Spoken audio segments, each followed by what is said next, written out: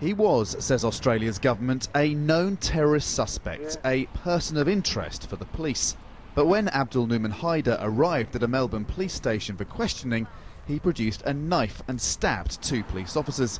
If one hadn't shot him, the government says, Haider would have killed both. Obviously, this indicates that there are people in our community who are capable of very extreme acts.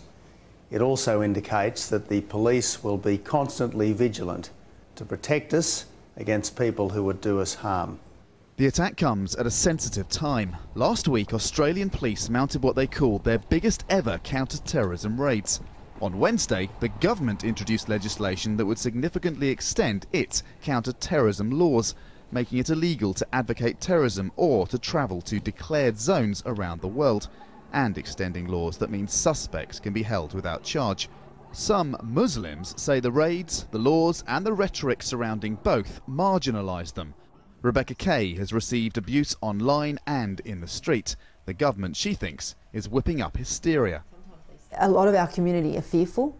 They're fearful that they might be targeted not only by racist people within the community but also by government officials.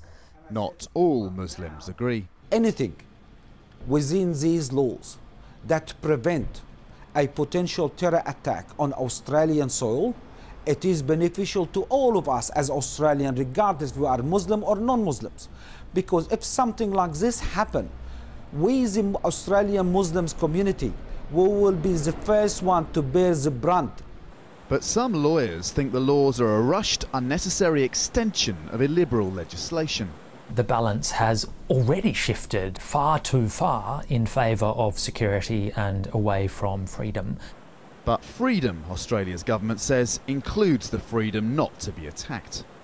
That the Melbourne attack was able to happen is for some evidence of the need for new preventative laws. But others worry about unintended consequences, not just alienating the already marginalised, but trampling on the liberties of all. Andrew Thomas, Al Jazeera, Sydney.